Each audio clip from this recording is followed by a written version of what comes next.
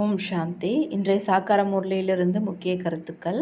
இன்றைய முரளியின் தேதி 5/6/2024. சிவபாபா சொல்கிறாங்க, இனிமையான குழந்தைகளே, நீங்கள் இப்பொழுதே ஈஸ்வரிய குழந்தையும் வருங்காலத்தில் ராஜகுமாரனாக ஆகக்கூடியவர்கள். நீங்கள் எந்த ஒரு பொருள் மீதும் ஆசை வைக்கக்கூடாது. யாரிடமும் எதையும் கேட்கவும் கூடாது. பாபா கேள்வி கேட்குறாங்க, உடல் நலத்தை சரியாக வைத்திருப்பதற்கு எந்த ஒரு ஆதாரம் வேண்டியது இல்லை. பாபா பதில் சொல்கிறாங்க, அநேக குழந்தைகள் நினைக்கிறார்கள் வைபவங்களின், அதாவது உபகரணங்கள், பொருட்கள், இதனுடைய ஆதாரத்தில் உடல் நலம் சரியாக இருக்கும் என்று. ஆனால் பாபா சொல்கிறார், குழந்தைகளே, நீங்கள் இங்கே பொருட்கள் மீது ஆசை வைக்கக்கூடாது. வைபவங்களால் உடல் நலம் சரியாகாது. உடல் நலத்தை சரியாக வைத்திருப்பதற்காக நினைவு யாத்திரை வேண்டும். குஷி போன்ற டானிக் வேறு இல்லை என சொல்லப்படுகிறது. நீங்கள் குஷியாக இருங்கள், நஷாவில் இருங்கள். யக்ஞ சேவைக்காக ததீக்ஷி முனிவரை போல் எலும்பு தேய சேவை செய்தால் உடல் நலம் சரியாகிவிடும். ஓம் சாந்தி. பாபா செய்பவர் செய்விப்பவர் எனப்படுகிறார். நீங்கள் ராஜகுமாரர்கள். உங்களுக்கு இந்த சிருஷ்டியில் உயர்ந்ததிலும் உயர்ந்த இடம் உள்ளது. குழந்தைகளாகி உங்களுக்கு நஷா இருக்கணுன்றார். ஏன்னா நாம் இப்போ இறைவனுடைய குழந்தைகள். அந்த இறைவனுடைய வழிமுறைப்படி இப்போ மீண்டும் நம்முடைய ராஜ்ய பாக்கியத்தை நாம் உருவாக்கிக்கிட்டு இருக்கோம். அப்படின்ற இந்த நஷா போதையில் இருக்கணுன்றார். இது கூட யாருடைய புத்தியிலும் நினைவு இருப்பதில்லைன்றார் பாபா. பாபா அனைத்து சென்டர்களின் குழந்தைகளுக்காகவும் சொல்கிறார். ஏன்னா நிறையா குழந்தைகள் வராங்க. ஒவ்வொருவருடைய புத்தியிலையும் சதா இதுதான் நினைவில் இருக்கணும். என்னென்னா, நாம் பாபாவினுடைய ஸ்ரீமத் படி, அதாவது உயர்ந்த வழிப்படி மீண்டும் இந்த உலகத்தில் சுகம் சாந்தியினுடைய ராஜ்யத்தை ஸ்தாபனை செஞ்சிகிட்ருக்கோன்றது புத்தியில் இருக்கணுன்றார். இந்த சுகம் சாந்தி 2 சொற்களைத்தான் நீங்கள் நினைவு செய்யணுன்றார். ஒன்று சாந்தி தாமம், இன்னொன்று சுகதாமம், சொர்க்கம். இது ரெண்டும் உங்களுடைய நினைவு இருக்கணுன்றார். குழந்தைகளாகி உங்களுக்கு எவ்வளோ ஞானம் கிடைக்குது, உங்களுடைய புத்தி எவ்வளோ விசாலமாக இருக்கணும் அப்படின்றார். இதில் குறுகலான புத்தி செல்லப்படாதுன்றார். தன்னை ஈஸ்வரிய குழந்தை என உணருங்கள். அப்போ உங்களுடைய பாவங்கள் முடிந்து போய்விடும். அநேகருக்கு பாபாவின் நினைவு நாள் முழுவதும் இருப்பது இல்லை. பாபா கேட்குறார், ஏன் உங்களுடைய புத்தி இவ்வளோ மந்தமாகிடுது, டல்லாகிடுதுன்றார். உள்ளுக்குள்ளார அந்த அளவு நஷா போதை இருக்கணும், பெருமை இருக்கணுன்றார். நாம் தான் பாபாவுடைய வழிப்படி இந்த உலகத்தில் தெய்வீக ராஜ்யத்தை ஸ்தாபனை செஞ்சிட்ருக்கோன்ற அந்த நஷா இருக்கணுன்றார். முரளி கேட்கும் பொழுது கூட மெய் சிலிர்க்கணும் அப்படின்றார். ஆனால் இங்கே பாபா பார்க்குறாராம், குழந்தைகளுக்கு இன்னும் மெய் சிலுக்கிறது இல்லையா. பாபா சொல்லி புரிய வைக்கிறாங்க, குழந்தைகளே, நீங்கள் போர் வீரர்கள், ராவணனை வெற்றி கொள்பவர்கள். பாபா உங்களை கோயிலுக்கு தகுதியானவர்களாக ஆக்குறாரு. ஆனால் அவ்வளோ நஷா அல்ல குஷி குழந்தைகளுக்கு இருக்கிறது இல்லை அப்படின்றார். ஏதேனும் ஒரு பொருள் கிடைக்கல அப்படின்னா உடனே கோபிச்சுக்கிறாங்களாம். குழந்தைகளுடைய இந்த நிலையை பார்த்து பாபாவுக்கே ஆச்சரியமாக இருக்கா. மாயாவுடைய சங்கிலிகளில் எப்படி சிக்கிக்கிட்டு இருக்காங்கன்னு பார்க்குறாராம் பாபா. யார் உற்றார் உறவினரை மறப்பது இல்லையோ அவர்கள் ஒருபோதும் பாபாவை நினைவு செய்ய முடியாதென்றார். தன்னை ஈஸ்வரிய குழந்தை என புரிந்து கொண்டு இருப்பீர்களானால் கேட்பதற்கான தேவை இருக்காது. ஏன்னா அப்பா இப்போ நமக்கு இவ்வளோ அளவற்ற கஜானாக்களை தராரு. அதன் மூலமாக 21 பிறவி வர நீங்கள் எதையும் கேட்க வேண்டிய தேவை இருக்காது. அந்த அளவு உங்களுக்கு நஷா இருக்கணும் அப்படின்றார் பாபா. எல்லாத்துலேயும் ஃபுல்ஃபில் ஆக்கிடுறாரு. குழந்தைகளாகிய உங்களுடைய புத்தியோ 7 அடி நீளம் இருக்கணும் அப்படின்றார். அந்த அளவுக்கு ஹையஸ்ட்டாக இருக்கணும். இந்த எல்லைக்குட்பட்ட விஷயங்களில் குறுகிய விஷயத்தில் போய் மாட்டிக்க கூடாதுன்றார். பரந்த விசால புத்தி உடையவராக இருக்கணுன்றார். மனிதர்களுடைய உயரம் அதிகபட்சமாக 6-7 அடி இருக்கும் இல்லைங்களா, அதோட கம்பேர் பண்ணுறாரு. உங்களது அதை விட ஹையஸ்ட்டு. நீங்கள் அந்த அளவுக்கு விசால புத்தியுடையவராக இருக்கணும். பாபா குழந்தைகளை எவ்வளோ உற்சாகத்தில் கொண்டு வராரு. நீங்கள் ஈஸ்வரையுடைய குழந்தைகள். உலகின் மனிதர்கள் எதையுமே புரிந்து கொள்ளவில்லை. நீங்கள் அவங்களுக்கு சொல்லி புரிய வைக்கிறீங்க. என்னென்னா, இப்போ நீங்கள் தந்தைக்கு முன்னால் அமர்ந்திருக்கீங்க, தந்தையை நினைவு செஞ்சுக்கிட்டே இருந்தீங்க அப்படின்னா அப்போ உங்களுடைய விக்கிரமங்கள் விநாசம் ஆகிடும்னு இதை மட்டும் அவங்களுக்கு புரிய வைங்கன்றார். அதே போல் பாபா நமக்கு சொல்லி புரிய வைக்கிறாங்க, குழந்தைகளே, மாயா உங்களுடைய கடுமையான விரோதி. உங்களுக்கு இருப்பது போன்ற இத்தகைய விரோதி மற்றவர்களுக்கு கிடையாது அப்படின்றார். பாபா டெய்லியும் குழந்தைகளுக்கு சொல்லிகிட்டே இருக்கார். என்னென்னா, நீங்கள் இறைவனுடைய குழந்தைகள், பாபாவை நினைவு செய்யுங்க, மற்றவர்களையும் உங்களை போல் ஆக்கிக்கிட்டே இருங்க அப்படின்ற இந்த விஷயத்தை பாபா தினமும் நமக்கு சொல்லிகிட்டே இருக்கார். நீங்கள் இதையும் அனைவருக்கும் சொல்லி புரிய வைக்க முடியுன்றார். என்னென்னா, பகவான் தான் உண்மையான தலைவன், சாகிப், ராஜா. ஆக நாம் அவருடைய குழந்தைகள் அப்படின்னும் பொழுது பிரபுவினுடைய குழந்தைகள். அவர் ராஜா அப்படின்னா அப்போ நம்ம இளவரசனாக ஆவோம். குழந்தைகளாகிய நீங்கள் போகும்போதும் வரும்போதும் புத்தியில் இது நினைவில் இருக்கணும் அப்படின்றார். நாம் தான் கல்பமாக மாயாவிடம் தோல்வியுற்று வந்தோம். இப்போ மாயாவின் மீது வெற்றி பெறுகிறோம்.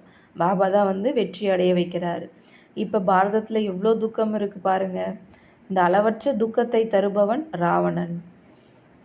இங்கே பார்த்தீங்கன்னா எவ்வளோ சண்டை சச்சரவுகள் நடக்குது, கேட்கவே வேண்டாம். எவ்வளோ குப்பைகள் நிறைந்த உலகம். இதுதான் நரகம்னு சொல்லப்படுது. ஆனால் சொர்க்கத்திற்கு மிகுந்த மகிமை இருக்குது.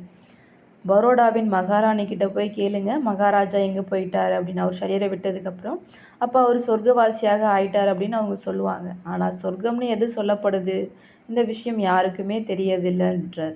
எவ்வளோ பயங்கரமான இருளில் இருக்காங்க. நீங்களும் பயங்கரமான இருளில் தான் இருந்தீங்க.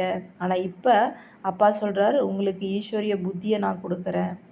தன்னை ஈஸ்வரிய குழந்தை, இளவரசன் அப்படின்னு உணருங்க. ராஜா சாகிப் கற்றுத்தருகிறார். என்ன கற்றுத்தரார்? இளவரசன் ஆவதற்கான படிப்பை நமக்கு சொல்லித்தரார்.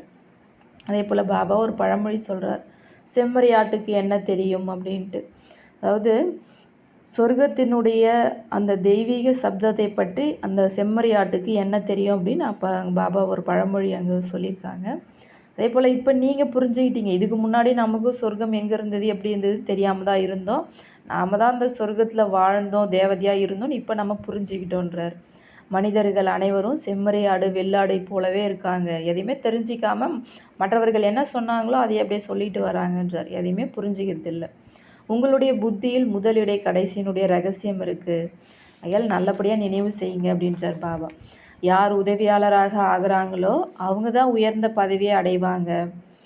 யார் யார் உதவியாளர் ஆகிறாங்கன்னு நீங்கள் பார்க்குறீங்கன்றார். அதே போல் ஒவ்வொருவரும் தன்னுடைய மனதையே கேட்குறோம், நாம் என்ன செஞ்சிட்ருக்கோம் அப்படின்ட்டு நம்மளே நம்ம பார்க்க சொல்கிறார். உங்களுக்கோ பாபாவின் நினைவு இருக்க வேண்டும். சேவையில் எலும்புகளை கொடுக்கணுன்றார். யாரையும் கோபப்படவும் வைக்கக்கூடாது. அதே போல் யார் மீதும் நாமும் கோபப்படவும் கூடாது. அகங்காரத்துலேயும் வரக்கூடாது. நாம் இதை செய்கிறோம், நாம் இவ்வளோ திறமைசாலி அப்படின்ற இந்த சிந்தனை வர்றது கூட தேக அபிமானம்தான். இப்போ அவங்களுடைய நடத்தை கூட அது போல் மாறிடுன்றார். இல்லை அப்படின்னா அவங்க நடத்தையை மாறனா அப்போ அவங்க அவ்வளோ சுகம் நிறைந்தவராக இருப்பாங்க. அவங்கள போல் சுகம் வேறு யாருமே அடைய முடியாது. ஏன்னா இறைவனுடைய குழந்தையாக இருப்பாங்க. அப்போ அந்த ஆன்மீக நஷாவில் இருப்பாங்கன்றார், தேக அபிமானம் இல்லைன்னா. இது புத்தியில் நினைவில் இருந்தால் கூட நீங்கள் ஜொலித்து கொண்டே இருப்பீர்கள். அப்போ உங்களுடைய ஆன்மீக நட்சத்திரம் சதா பிரகாசித்து கொண்டே இருக்கின்றார். சென்டரில் சிலரும் நல்ல மகாரதியாக இருக்காங்க, சிலர் குதிரை படை, சிலர் காலாட்படையாகவும் இருக்காங்க. இதில் கூட புரிஞ்சுக்கிறதுக்கு விசால புத்தி தேவைன்றார். அப்பா அம்மாவுக்கு குழந்தைகள் மீது மதிப்பு இருக்கும். ஆனால் அவங்க தங்களுடைய மதிப்பை காப்பாற்றி கொள்ளவில்லை என்றால் தந்தை என்ன சொல்வார்? இந்த குழந்தை நல்லா படிக்கும், நல்லா ரேஞ்சில் இருக்கும் அப்படின்ட்டு பாபா நம்ம மேலே நல்ல மதிப்பு வச்சுருக்காங்க. அதை நம்ம காப்பாற்றலைன்னா இப்போ பாபா என்ன பண்ண முடியும்னு கேட்குறார். குழந்தைகளாகிய நீங்கள் ஒரு சில சொற்களிலேயே அனைவருக்கும் பாபாவினுடைய அறிமுகத்தை கொடுக்கணுன்றார். என்ன சொல்கிறாருன்னா, மன்மனாபவ, அவ்வளோதான். ரொம்ப ஷார்ட் அண்ட் ஸ்வீட்டான வேர்டு. மனதால் என்னை நினைவு பண்ணுங்க அப்படின்னு சொல்கிறார். கீதையில் கொஞ்சம் மாவில் உப்பு போல் சில சொற்கள் இருக்குது அப்படின்றார். அதே போல் பாபா, இது எவ்வளோ பெரிய உலகம், இங்கே எவ்வளோ மனிதர்கள் இருக்காங்க, ஆனால் இதில் எதுவுமே கொஞ்சம் கூட மிச்சம் இருக்காது. இந்த மாதிரி எந்த ஒரு கண்டத்தினுடைய பெயர் அடையாளம் கூட அங்கே இருக்காது. நாம் தான் அங்கே சொர்க்கத்துக்கு எஜமானராக ஆக போகிறோம் அப்படின்ற இந்த விஷயங்களும் உங்களுடைய புத்தியில் வரணும். இதே தான் இரவும் பகலுமாக உங்களுடைய சிந்தனையில் இருக்கணும், அந்த குஷியிலே நீங்கள் இருக்கணும் அப்படின்றாரு. பாபா சொல்கிறாரு, நான் உங்களை மிகவும் ராஜதந்திரம் உள்ளவர்களாக ஆக்குகிறேன். அவர்கள் தேசத்தின் தூதர் என்கிறார்கள். அதாவது பாபா இப்போ நம்மளை ட்ரெயின் பண்ணுறார், இந்த உலகத்தில் இருக்கக்கூடியவங்களுக்கு எப்படி நம்ம சொல்லி புரிய வைக்கணுன்ட்டு. இப்போ நாம் தான் மெசஞ்சர், பாபா இறை மெசஞ்சர்னு சொல்கிறார் இல்லைங்களா. அப்போ நம்ம அவர் சொல்லக்கூடிய விஷயங்களை பாபா நம்ம மூலயமா மற்றவங்களுக்கு கொண்டு போய் சேர்க்கிறார். ஆக குழந்தைகளின் புத்தியில் இந்த நினைவு இருக்கணுன்றார். எல்லையற்ற தந்தை நமக்கு கட்டளை இடுகிறார். நீங்கள் தாரணை செய்து மற்றவர்களுக்கு பாபாவினுடைய அறிமுகத்தை கொடுக்குறீங்க. உங்களை தவிர பாக்கி முழு உலகமுமே நாஸ்திகர்கள் தான் அப்படின்றார். ஆனால் உங்களில் கூட நம்பர்வாராக இருக்கீங்க, பாபாவை நினைவு செய்கிறதே கிடையாது. அவங்களே சொல்கிறாங்களாம், பாபா எங்களுக்கு நினைவு மறந்து போகுது அப்படின்ட்டு. அப்போ நாஸ்திகர் தானே ஆயிடுறீங்கன்னு கேட்குறாரு பாபா. உங்களை இளவரசராக ஆக்கக்கூடிய அப்படிப்பட்ட தந்தையினுடைய நினைவு வர்றதில்லையா அப்படின்னு பாபா ஆச்சரியமாக கேட்குறாங்க. பாபா சொல்கிறாங்க, நான் ஒவ்வொரு 5000 ஆண்டுகளுக்கு பிறகும் வருகிறேன். உங்கள் மூலமாகத்தான் காரியங்களை செய்விக்கிறேன். நீங்கள் எவ்வளவு நல்ல போர் வீரர்களாக இருக்கீங்க. வந்தே மாதரம் என நீங்கள் பாடுகின்றீர்கள். உங்களுடைய மகிமை நீங்களே செஞ்சுக்கிறீங்க. தாய்மார்களுக்கு வந்தனம்ன்றது தான் அதனுடைய மீனிங். நீங்கள் தான் பூஜைக்குரியவர்களாக இருந்தீங்க, பிறகு பூஜாரியாக ஆகிட்டீங்க. இப்போ ஸ்ரீமத் படி மீண்டும் பூஜைக்குரியவர்களாக ஆகிட்டுருக்கீங்க. ஆகவே குழந்தைகளாகிய நீங்கள் மிகவும் அமைதியாக சேவை செய்யணுன்றார். உங்களுக்கு அமைதியின்மை இருக்கக்கூடாதுன்றார். பேராசை கூட மிகப்பெரிய பூதன்றார். ஒவ்வொரு குழந்தையினுடைய நடத்தையும் எப்படி இருக்குது அப்படின்றத பாபா எல்லாத்தையும் பார்த்துக்கிட்டே தான் இருக்காராம். பாபா எவ்வளோ நஷா ஏற்றுறாரு. யாராவது சேவை செய்யாமல் வெறுமனே உண்பதும் அருந்துவதுமாக இருக்காங்க அப்படின்னா பிறகு 21 பிறவிகள் சேவை செய்ய வேண்டியிருக்குன்ட்டார். கடைசியில் அனைவருக்கும் சாட்சாத்காரம் ஏற்படும். பாபாவினுடைய மனதில் சேவாதாரிகள் தான் இடம் பிடிப்பாங்க. உங்களுடைய சேவையே இதுதான் அப்படின்னா மற்றவரையும் அமரலோகவாசியாக ஆக்கணும். இதுதான் உங்களுடைய சேவை அப்படின்றார். அதாவது அவங்களுக்கும் ஞானம் கொடுத்து அவங்களும் சொர்க்கவாசியாக ஆக்கணும். பாபா தைரியமும் அதிகமாகவே தருகின்றார். தாரணை செய்யுங்கள். தேக அபிமானிகளுக்கு தாரணை ஆகாது. பாபாவை நினைவு செய்து நாம் வைஷ்யாலயத்திலிருந்து சிவாலயத்திற்கு செல்கிறோம் என்பதை நீங்கள் அறிவீர்கள். ஆகவே அதுபோல் ஆகியும் காட்ட வேண்டும். உங்களுக்கு தெரியும், இருந்தாலும் அதுக்கு போகிறதுக்கான முயற்சி செஞ்சு கண்டிப்பாக அதன்படி ஆகியே காட்டணுன்றார். பாபா கடிதங்களில் எழுதுகிறார், செல்லமான ஆன்மீக ஈஸ்வரிய குழந்தைகளே, இப்பொழுது ஸ்ரீமத் படி நடந்து மகாரதியாக ஆவீர்களானால் அரச குமாரர்களாக நிச்சயமாக ஆவீர்கள். உங்களுடைய நோக்கம், குறிக்கோளை, எய்ம் அண்ட் ஆப்ஜெக்டே இதுதான் அப்படின்றார். ஒரே ஒரு உண்மையான பாபா உங்களுக்கு அனைத்து விஷயங்களையும் நல்லபடியாக புரிய வைத்து கொண்டிருக்கிறார். சேவை செய்து மற்றவர்களுக்கு நன்மையும் செய்து கொண்டே இருங்கள். உங்ககிட்ட யோக பலம் இல்லை அப்படின்னா பிறகு ஆசைகள் இருக்கும், எனக்கு இது வேணும் அது வேணும் அப்படின்ட்டு. அந்த குஷி இருக்காதுன்றார். பிரபுவின் குழந்தைகளுக்கோ மிகுந்த குஷி இருக்க வேண்டும். அது இல்லை என்றால் அநேக விதமான விஷயங்கள் வருகின்றன. இப்போ பாபாவோட நினைவு இருந்தால் குஷி இருக்கும், அப்போ மற்ற விஷயங்கள் எதுவும் உங்களை அட்ராக்ட் பண்ணாது. பாபா உலகத்தின் ராஜ பதவியை கொடுத்து கொண்டிருக்கிறார். வேறு என்ன வேண்டும்? ஆகையால் ஒவ்வொருவரும் தங்களுடைய மனதை கேட்கணுன்றார்.